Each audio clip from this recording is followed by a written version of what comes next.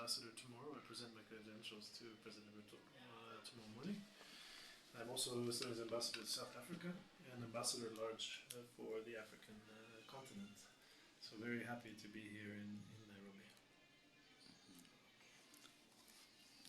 Okay, Mr. Ambassador, of course, if you could tell us briefly about what Latitude is and what Latitude does.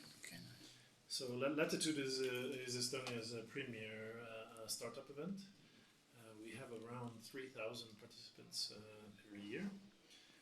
Somewhere around 800 startups and hundreds of investors. Over 60 countries are represented, and the goal is experiences. And this edition is the first one in Africa. So, Karibu Kenya. Oh, you really say that this is the first one in Africa? Yes, sir. So what was the motive behind you to come to Africa, and why specifically did you choose Kenya as the first country to host the Latitude? So Kenya is one of our priority countries in Estonia in terms of business diplomacy, which means that our businesses have identified Kenya as a location where they would like to expand their activities, looking for partners. Also, we do development cooperation in Kenya. It's also our priority country. We work together with the European Union and the Team Europe initiatives. We work together with GIZ and Annabelle, different the German and the Belgian development cooperation agencies. And again, focusing a lot on technology, on digital skills, and also education. Okay, first of all, we've taken part in the conference today, and yes, we saw that it was well organized, well coordinated, and one of the things that we noted was that majority of the attendees were young, let's say young Africans or Kenyans or so, who are in the tech industry. What's your perspective towards the young people showing up, and what do you have maybe in store maybe in the future times to come?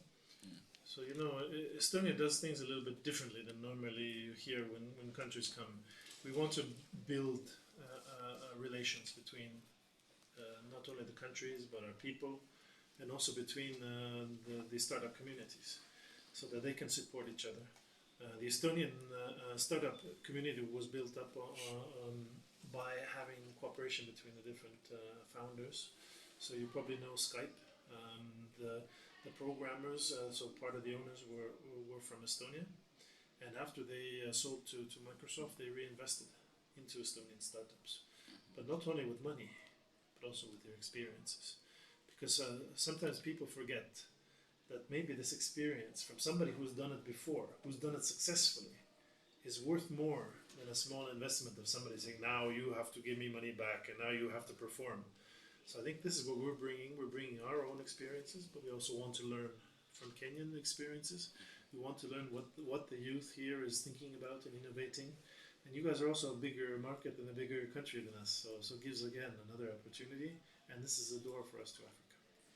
Okay, yeah. Seeing on the African continent at large, Africa majorly is a youthful population. And also when you look at what we export, majorly is maybe the labor force and things to do with agriculture. But you're seeing Africa as a tech industry. How do you see Africa positioning itself maybe to compete with the global West? What's your take on it, and what's your personal views in regards to that? So I think a very important development in Africa is the Africa Free Trade Agreement.